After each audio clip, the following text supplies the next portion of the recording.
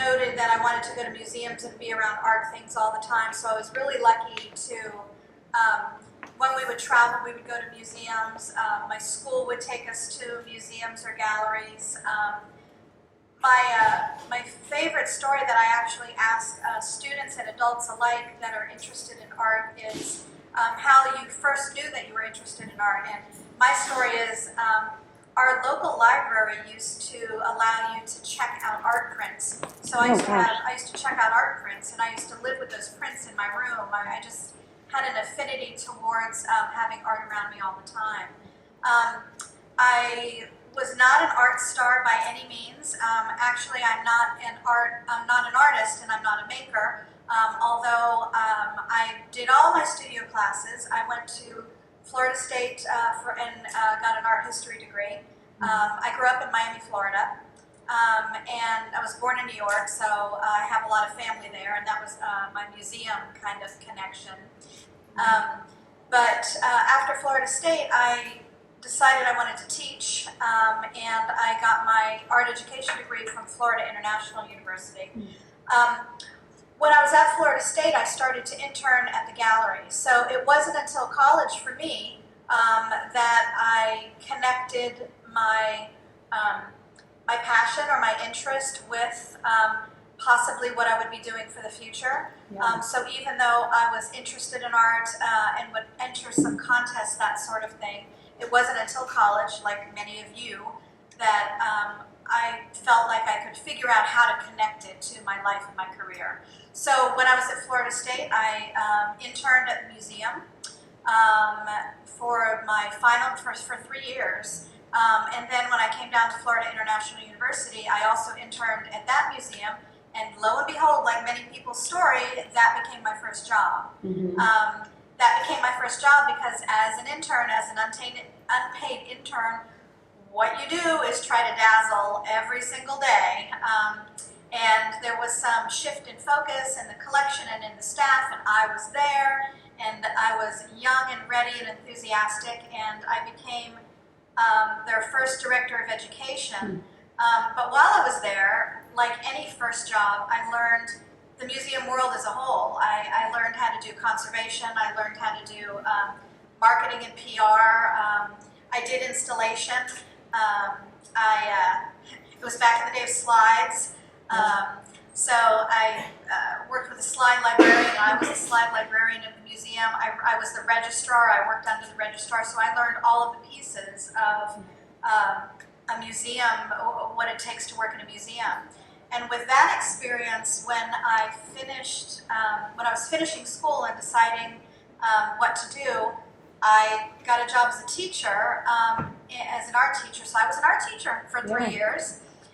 But during that time, I founded a program where art teachers could leave the school and go to a museum and teach the curriculum through the museum education program.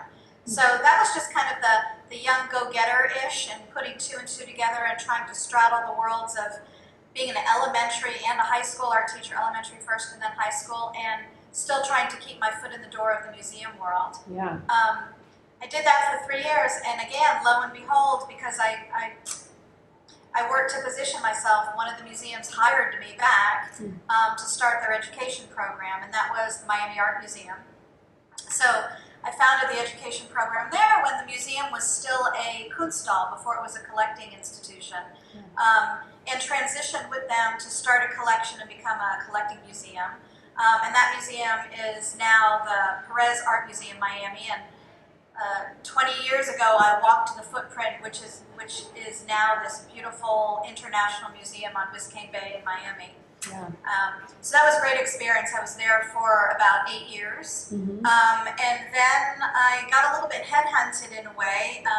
My mentor at that museum moved to Austin, Texas, and asked if I would come start their education program at a mid-size art center.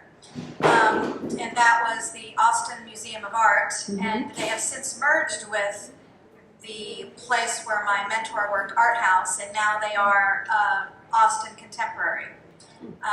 So just by chance, 2 large organizations that went through a lot of changes and merges and collections, so really learned the museum field kind of from the ground up, kind of lucky in some ways, but also, you know, continuously striving to be at the top of my field, lots of conferences, lots of paper presentations, lots of positioning, lots of innovative thinking to bring me up to that point. Well then, 6 years ago, I had worked at the museum for 10 years and decided to come to Dayton, Ohio, and married a man that was from Dayton, and decided I was taking a little bit of break and did some freelance curatorial work. At the Austin Museum of Art, I was the curator and head of exhibitions and education. Oh, okay. So I worked my way up to be the head of the department and the curator there while I started running the department, the education department.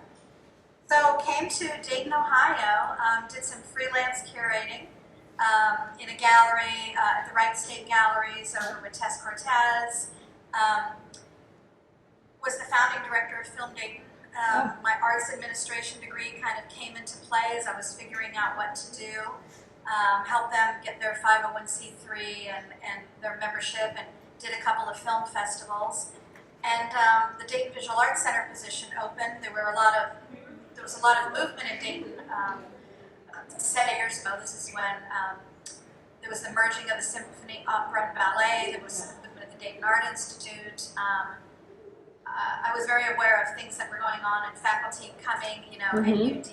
Joel Whitaker actually hired me, was the president of the board of the Dayton Visual Arts Center, and I have been here as the executive director for 4 years. So I've lived in Dayton for 6 and been with DVAC for 4. So that was a very long, I told you I'm old, it was going to take a long time. No, so, you know, Eva, that's so that's the education, experience, and how I landed here.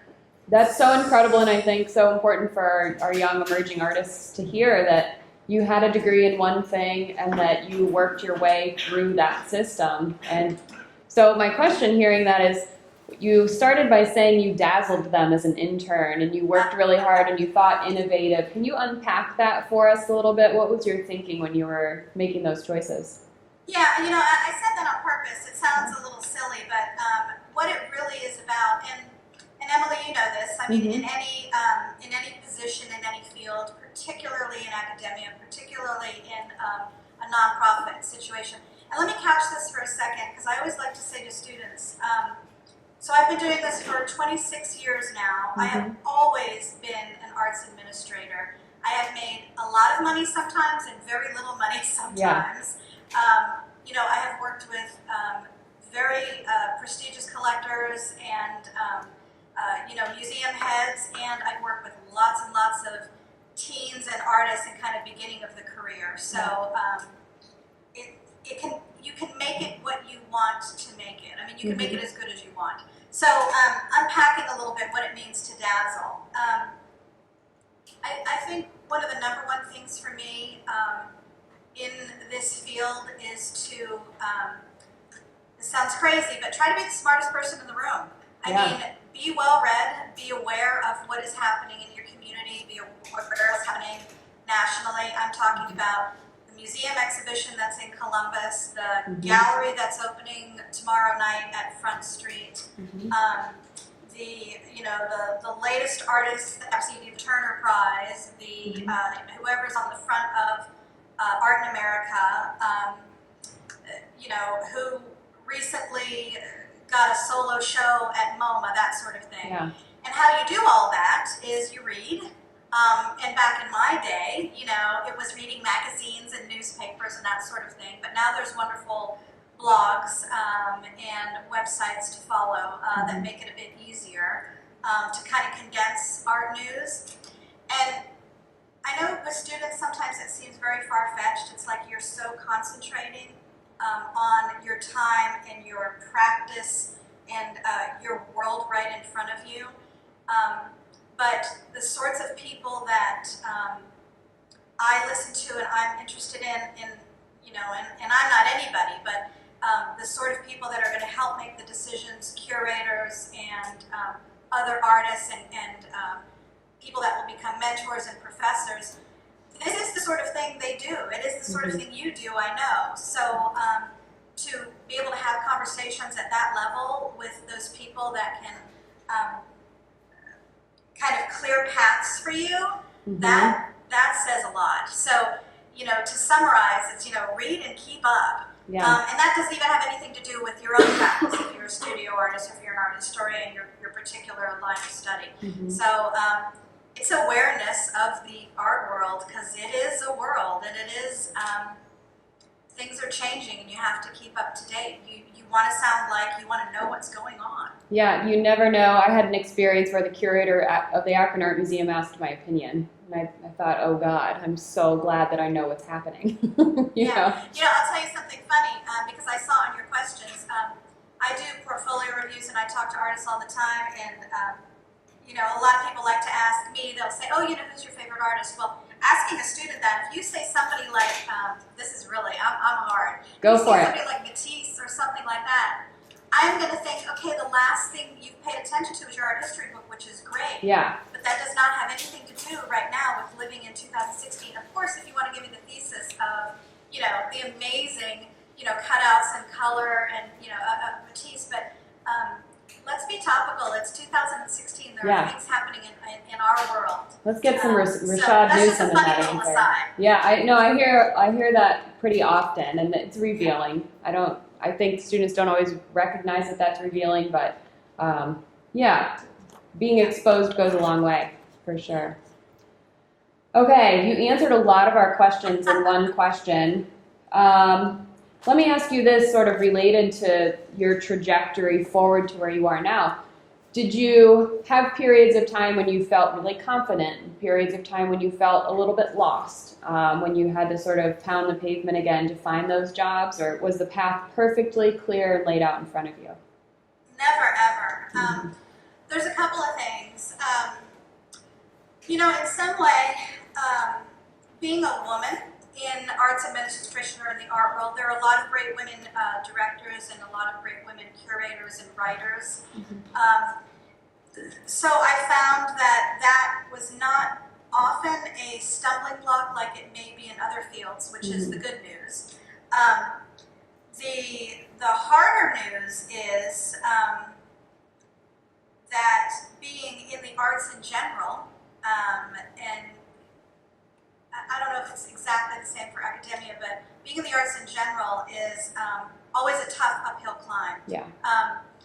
Besides the every day I'm explaining myself to lots of rich white men, I'm very frank, because a big part of my job is raising money right now. That's a part of my job. I don't get to curate as much as I used to, so a big part of my job is raising money.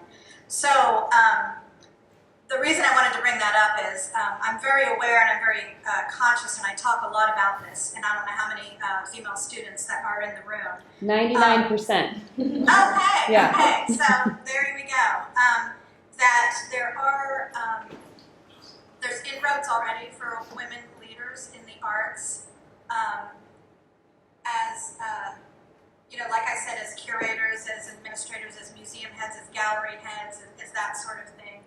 But the fact is, being in a position like that, you are still dealing with the rest of the world that has those same sexist undertones.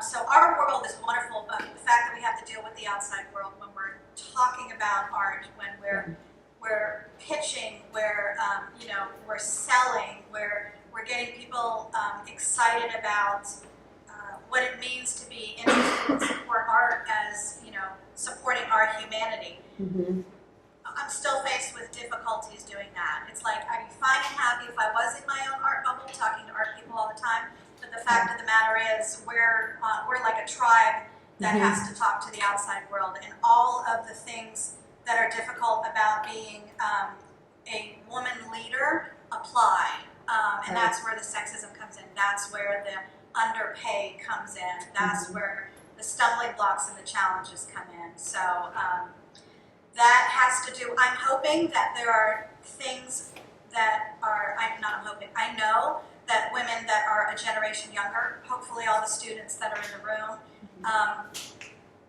are learning and deal with that in different ways. But going through, the 80s and the 90s, kind of rising up in the arts, that was a very difficult thing. So, you know, examples like sometimes I can't get a meeting with somebody. Sometimes, you know, an artist wants to speak to a man or somebody higher in charge on that sort of thing. So that's the thing that rings most true to me, is just the stumbling blocks about being a woman. My career has ebbed and flowed with the economy, to tell the truth. Yeah. In the late 90s and the early 2000s, before I was living in Austin in the early 2000s, and they had what they call the dot-com bust, which is kind of like a recession in the tech world. Before that, I was probably making as much as, I mean, a lot, just like many people were. And I had a huge budget at the museum. I was traveling tons. I mean, like the private plane thing and everything. Wow, that's fancy. Well, with donors, not mine. So that was wonderful, but you also had to stay in your game. To the recession and, you know, coming to Dayton in 2009 and seeing 2010, 11, 12, 13, you know, things like that. So being in a city that is trying to coalesce an art scene while you're in a recession, well, you know, personally, yes. I mean, I took a hard hit. There's not a lot of positions available. The pay is lower. I did some things to augment, to keep myself and my career going, like some freelance exhibitions that I was doing for either no pay, just to kind of get my foothold and get known in the community.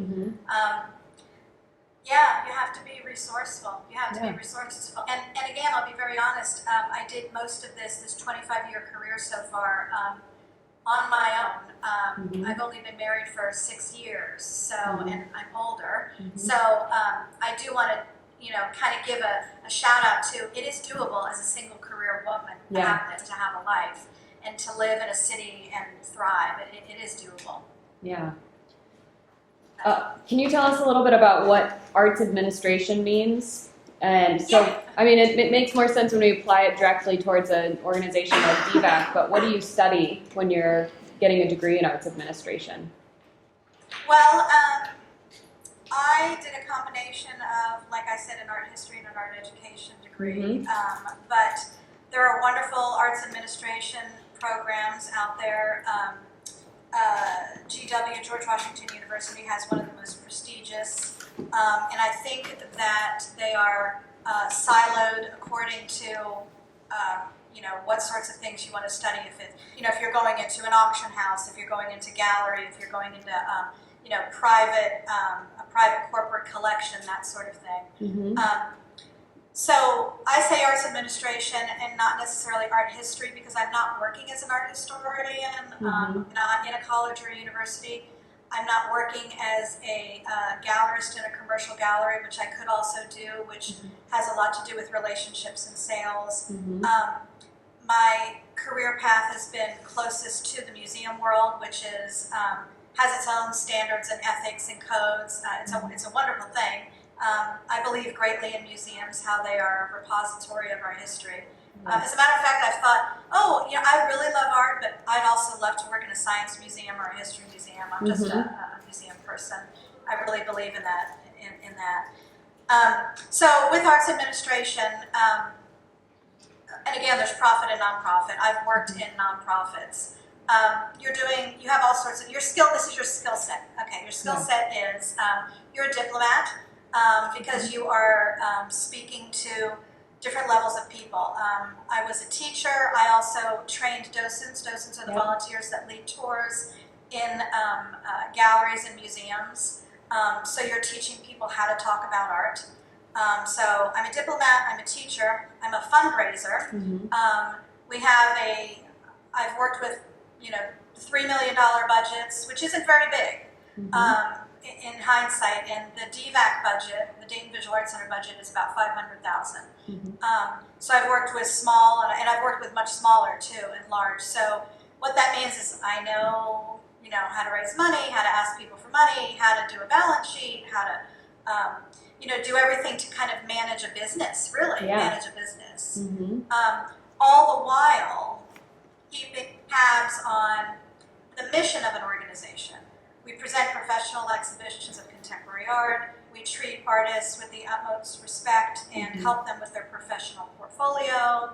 That means we introduce them to original writing about their work. We do professional photography. We have exhibitions that are resume worthy, that are reviewed and often are celebrated because they include commissioning new work. Yeah. We do workshops for artists to teach them how to digitize their work, apply for a commission, how to do their taxes, that sort of thing. Yeah. So we really work with adult artists. And then we are connected to the community. So I advise the city on how to buy art for the new government center, or I introduce artists to the facilities director at Premier Health, so they buy art for their offices and teach them how to do that. So you kind of become a synergizer for the community, kind of in and out of what's happening with local art. If I didn't say that, that's very much the mandate of a community art organization, as opposed to maybe a museum, is connecting local artists to the community. Yeah. So DVAC's mission is to provide art for the community and a community for artists. So, which many art centers kind of revolve around that idea. Yeah. Some art centers will have a black box theater or studios or or coffee shop, variety of. Yeah. The Dayton Visual Arts Center has an exhibition space and serves them as a resource for artists and for the community. Very good. Thank you. I went round and round on that. That was really great. Yeah, I feel like I'm learning so much. Thank you. So moving back in time a little bit to where we started, what can you think of things in your own education that really informed your profession, things that you touch back on all the time, and what are some of those most significant things that are still in your brain, basically? Well, I remember distinctly figuring out how to do research. Yeah. And how to do it in my own time and deadline and style, and what sort of voice I had in my output. Like the things I wanted, you want to write and you want to study things that you're personally interested in, but it's not always going to happen. I mean, I still do that to this day. Yeah. So I guess what I'm getting at is a lot of writing, just like in your art practice. Practice, so it becomes easier, it becomes rote, you're able to articulate more clearly, you're able to kind of pinpoint your ideas quicker. Yeah. So writing, and that took me a long time, and I write all the time. I write grants, I write copy for exhibitions, I write thank you notes, I write for Dayton.com, and I'll still say I struggle, because every single time I write like crazy, and then I say, okay, your voice, and then I pull back, and I have to edit myself. So getting through that while you're in school, learning how to write, and I know, again, if your students are studio, I don't know how much they're thinking of writing, but definitely, to be able to articulate yourself that way, that's a big deal. We do a lot of writing, maybe to their dismay. We do a lot of writing in our foundations courses. I know. Yeah, I think it's really critical too. It is very critical. And it is also something, I won't say fall back, but I believe there's always writing opportunities about art and what you think about art and the art world. And when I say opportunities, a blog, a magazine, a research paper, or there is. It's something that it is a skill set that I cannot stress how important it is. Well, I think also that as artists, graphic designers, photographers, art historians, art educators, we are the ones that are expected to be experts on our own work, and so the ability to be articulate about your thoughts is key. Absolutely, absolutely. And in my field as an arts administrator, and we've talked about this, Emily. There used to be the perception of, I make my art, I make my design, that sort of thing. Well, the people, again, that are going to clear the path for you, you have to be able to articulate what you're doing. Yeah. You do, because I mean, you are the one that thinks about it, students. You are the one that thinks about what you do 100% of the time. Mm-hmm. You should be articulate about it. You should have the nuggets of, what inspired you, what you did, why you did it, how it connects. Now, it can't all be about the writing, because again, Right. things do need to be able to stand alone. If you have to explain a piece to me, that you've created or something that goes on for 3 paragraphs, then maybe it might not be as successful. But you need to know how to do that. Mm-hmm. You need to know how to talk about it. Yeah. So yeah, I feel like writing. That's a really interesting question. This is not on the question list, but it just came up in my mind because we talk a lot, in our foundations classes about communication to the viewer.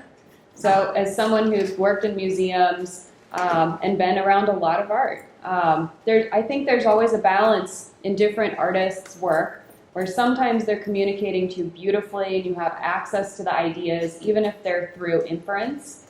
And other times there's no access, and you would have to read some beautiful critic's writing that's a critic plus a historian to really figure it out. Can you talk a little bit about your opinion on that balance? Yeah, and I've thought and talked and read a lot about this because I come from the education background, but then I've done curatorial work. Mm-hmm. And there's this old joke that a perfect exhibition for a curator is the objects and no labels, and a perfect exhibition for an educator is all labels and no objects. Right. so you are trying to strike that balance. And I will say, just like anything, thought about this has come and gone in fashion. So, I mean, I was at conferences 10, 15 years ago when the idea of storytelling and an emotional tug and personalizing, kind of writing labels and copies was very much in vogue. Mm-hmm. And then for a while it was, attention span, the internet. Yeah. I was around at the invention of then the internet of, and this was even before Twitter, but I went to a conference session with the American Association of Museums, and it was all about making your label 150 words or less, and this was before Twitter. So things have come and gone in fashion. So let me just start with that. Mm-hmm. So, I mean, the short answer is a balance. I kind of side a bit with wearing the curator hat, the curatorial hat. Mm-hmm. If you're making, and I will call it an object, but when I say an object, it can be 2D, it can be a graphic design, it can be anything. But when you're creating an object, the essential, the essential idea of the creation of that object is that object is going to speak to the idea that you're putting forth to the world, or that is the manifestation of the idea that you're putting forth to the world. Mm-hmm. There are many things that make it stronger. If it has to do with contemporary society today, meaning you are living in this world, you are seeing the same news that your viewer is. You have many different experiences, so I want to know, your particular experiences, but we're all living in this world together. So, mm-hmm. Awareness of the world that we're living in, I feel that that's very nebulous, but that you're living in is very important. So I guess what I'm saying is there is a point that it needs to stand alone, and be able to be at least read, or like you said, inferred, mm-hmm. Mm-hmm. By the viewer's knowledge, mm-hmm. what they already know, and then what they see, and if they can put it together to come to a new understanding. Yeah. That's a way that we used to teach docents. Mm-hmm. Bring what you already have, your history, your baggage, your, all those things, your religion, your ethnicity, your experience, bring that to the piece, read the piece. We used to talk about how to read a work of art, literally how to read something, and then put those things together and come to a new understanding. And if you can come to a new understanding, and sometimes it takes patience, sometimes you can't come to a new understanding, but when you come to a new understanding, chances are that work of art is going to be successful. Yeah, perfect. Yeah, amazing. I think you reiterated what we teach every day. You nailed it. You nailed it. Good. Well, I'm a big fan of what you teach. Thank you. So there you go. We have great And I students. try to keep tabs with what's going on there, so I want to meet these students at some point. Okay, I'll have them walk around maybe to the computer, but yeah, they're a great bunch. We'll get them to DVAC. Yeah, we'll get them to DVAC. Let's see. Here's a question that we haven't really asked, was sort of a turn. Did anything about your education seem less important after you graduated? Oh, wow. So when I finished my art history degree and I decided, I kind of did it backwards. I decided to get my art education degree. I did not have a studio degree, so I had to go back and take studio classes. Yeah. And I was a bit of a mature student. I was 2 or 3 years older than everybody because I didn't go to college right away. Mm-hmm. I was so frustrated because I grew up making art. I grew up doing all that. I hung around I wasn't in art school, but I was in the art department. I had already worked in museums, that sort of thing. So I felt like I had this grand knowledge of media, and I was really frustrated that I needed to take the studio classes. Well, that was dumb because taking all of those studio classes and they were so difficult for me to get through was the smartest thing. Because there is nothing like being able to talk about gouache if you've never done it. And, glass blowing and, 3D, just like everything. So that was me being a little, too overconfident and realizing afterwards that I'm so glad that I took those student classes. And that was like an extra year in my education because I did that backwards. So that's the opposite of what you said. What did I feel like that I didn't? Now, if anybody's interested in teaching, I don't think this applies to the college level, but my teaching degree trained me to teach art K-12. Actually, it was grades 2 through 12 back then. Nothing can prepare you for being in the classroom teaching. Absolutely nothing. You can be mature as I was, like I said, a little bit older than some of the students. I had a master's. I did my practical classroom. That's really, really, really hard. Juggling all of the children's needs and still trying to teach and getting people to learn. So that was scary. Again, that wasn't something I didn't feel like I needed. I wanted more. I needed more practice.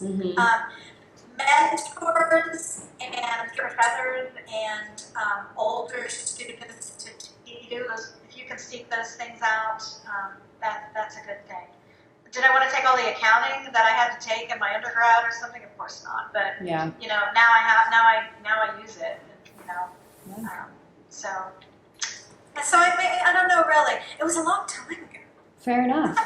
Yeah. I think about that sometimes, the things that my professors emphasized, that now I think, well, I don't really care about that anymore, or I see how that was their personal preference. From time to time. I'll tell you something funny. My very first art history class was a lot of memorization of, artwork and dates and, times in history or why they were significant. I had a professor that spent a lot of time on that, and I thought it wasn't really learning. It was so rote. It was like it was memorizing dates and names sort of thing. But and I think I went for a long time until finally realized way later after I graduated that helps me contextualize art periods when I talk about art, that memorization that I did a long time ago. Again, when Matisse was working, what war was happening, what was happening in Europe, what was happening at the same time. So I thought I didn't need it. I thought I didn't need to memorize all that stuff, but I did because it helps me now, again, contextualize movements and compare them to what happens today because I mostly speak about contemporary art. I wholeheartedly agree with that. I think I begrudged those courses that were pure memorization, but seeing the lineage of rule breaking or, however you want to talk about that, I think it's so critical. And artists are always speaking back to surrealism or back to cubism or however we think about time, Or how they deconstructed that one thing. So you have to know where it fell in the first place. Yeah. And that also plays into how we talk about our work. I think we live in a society that wants us to sort of empiricize evidence oftentimes. Like, why do you get to do that? How did you reach these conclusions? What rationalizes your approach? And those things can help us to do that, those artists that had come before. I agree. Okay, so we'll switch gears a little bit and talk specifically about DVAC, if that's okay. So what does DVAC do? Who works at the gallery? How do artists get involved with galleries like DVAC? Sure. So like I mentioned, DVAC is an art center, and what I'm going to tell you is relatable to art centers in cities all over the country. So, because I'm sure students are from different places. So the Dayton Visual Arts Center has been around since 1991, so we're having our 25th anniversary this year. So that in of itself is notable because art organizations or alternative spaces and galleries sort of come and go, especially with the economy. But museums and art centers are try to be more deeply rooted in the community, so they do have longevity for support of their mission. So we are in our third location. We're dedicated to downtown Dayton, where there are, there's a performing arts center, the museum is near here, that sort of thing. So there's a synergy with those groups. There's lots of kind of startups and alternative spaces happening too. But we're dedicated to be downtown, and we are in a building that we raised money to renovate a space, and it's not a large space. It's about 4,300 square feet in total, but our exhibition space is only about 1,800. So what that means is, if you've been here, we call it a contemporary space. It's cement floors, 20-foot walls. It's expandable and movable. We have movable walls, all with the intention of being able to show art of our time, contemporary art, in the most beautiful way. With beautiful light, natural light, and good lighting, and beautiful walls, in a professional manner. The rest of the offices, I'm in an office myself. I put art up for you all today. I have a little shelf behind my office. But we rotate exhibitions about 12 times a year, so exhibitions are 5 or 6 weeks. In larger organizations, exhibitions tend to run longer. In smaller places, in smaller cities, they're often shorter because the demand for the turnaround is higher. So we do turn around exhibitions quite quickly. Since we are so small, when we are turning around an exhibition, which we're doing now, we de-installed, we're getting ready to install a new show. We're actually closed for about a week in between. But we don't ever close because we're a community arts center, so you can come in the door, you can talk to us, you can see what's going on. We have what we call a community space that is a multi-purpose space. We have our board meetings in there, we do film screenings, we do gallery talks, we do carpentry. It has a loading dock. We assemble files for our great big art auction, so it's a multi-use room. We have a catering kitchen because not only do we produce our own events, our openings, our parties, fundraisers, which art centers often, or small centers often do, but people can also rent out the space, so it's a revenue stream for us. So we've had weddings and parties, that sort of thing. And again, when you have a beautiful, and it's a raw space, it's kind of like just a loft-like space. When you have a space like that, it behooves you to get as many people in here as you can. And the idea is once people visit for any sort of event, then they're more likely to come back. And that sounds easy, but it's actually very scientific. If somebody who would never dream of coming to a contemporary art center is here because it's their nephew's wedding, the barrier is broken for their comfort level to be able to come back. So just a little silly side note. We have a small staff. It's a staff that is proportionate to what we do in our size. So there's myself, the executive director, and I work Monday through Friday pretty much. The gallery is closed on Monday. And then our gallery manager, and I do things like the grants, I do the overall fundraising, I keep track of where we are in the community as far as our mission and relationships and stuff like that. Sometimes I curate, sometimes I write, a little bit of everything. But our gallery manager has been with us for 10 years, and he is an artist.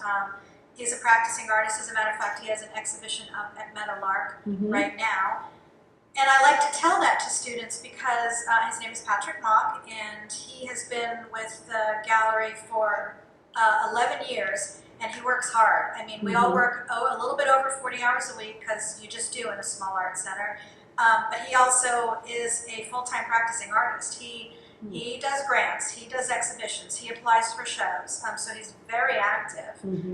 So when students tell me that they graduated, they don't have time for their art, that sort of thing, I hold up Patrick and I say, you know, Patrick, and this is the way it is. And I mean, Emily, I know that you show, you know, so there's a way to do that, there's a balance. We have a part-time, and Patrick is in charge of exhibitions, the installations, the programs, contracts with artists, communication with artists, the facility, you know, goodness gracious, if a computer goes down or the fire alarm goes off. So facility in the gallery and the artists, it's a lot. It's usually a position in a museum that's broken into about 4 departments. Yeah, absolutely. That's something interesting too, is everything that I'm talking about, you can overlay it onto many arts organizations. You either have a whole department and 100 people doing it, or in a smaller place, we're doing exactly the same thing, but with just a couple of people. So instead of a whole department doing a registration, which means when an artwork comes in, you check it and condition it, and you know, make sure it's ready to hang and clean and in good shape. Instead of a whole department doing that, we have a person that does, that's like 1/10 of what he does. Right. But we also don't do as many shows or have as many art coming in, so everything can be sliced and diced. We have a part-time bookkeeper / office manager. Our accounts, our donor management software, because we're dealing with a lot of members and grants and people that give us money and want money. And we have a part-time event and volunteer manager. We have a part-time graphic and web manager. Yes. Who am I forgetting? Dun, dun, dun, dun. Yeah, no, that's it. And then we have internships and volunteers. Great. Awesome. Yeah. That's a good rundown. You have a great staff. Yeah, we have a staff. Lauren's been here for 2. Patrick's been here for like 11 years, and I'm coming on 4 and a half right now. So. Awesome. We are running near on time, and there's a couple questions that I still want to ask you. So don't worry about being quick. You're giving amazing answers. So what do you think is important that young artists, young emerging artists know, that they focus on, that they think about? You've answered this a little bit in being in the know of what's happening, but are there other things that you think are critical? Well, let me just say the basics. I'm sure you've talked to them about the basics. You know, not everybody has to have a website nowadays, but you've got to have good images of your work. And that can either be learn how to take great images of your work, you know, either take a class or pay somebody to take great images of your work. Because it all falls to that.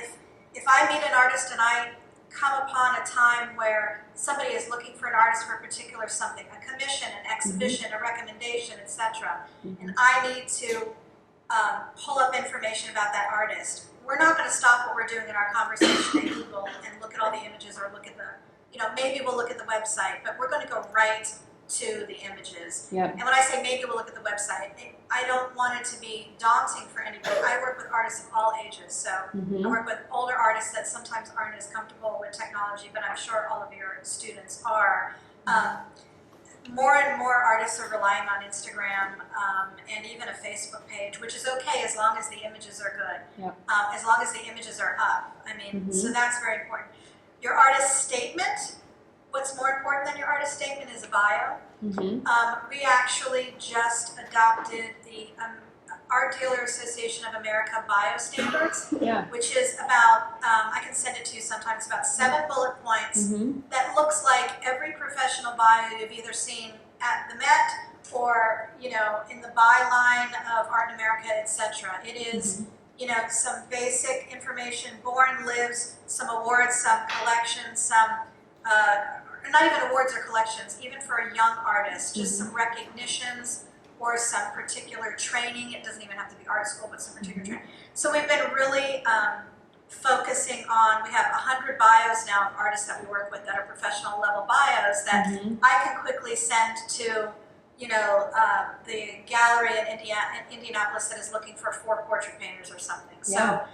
bio, get that bio nice and tight. Artist Mhm. statement, your artist statements should be about your series or your current work, maybe not just in general Mhm. about why you make art, but kind of like, okay, that series that you were working on, Sad Clown Pictures, or, or the Everglades, photographs or something. But that's more interesting and it'll get you farther Mhm. than why you make art in the first place. Right. It just is, and I know that's hard to say.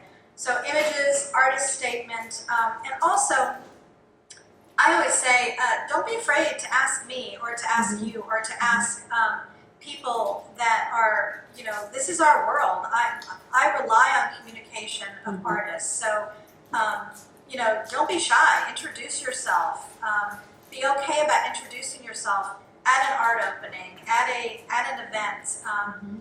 Making an appointment into the gallery. I do portfolio. I do 20-minute kind of informational portfolio reviews all the time.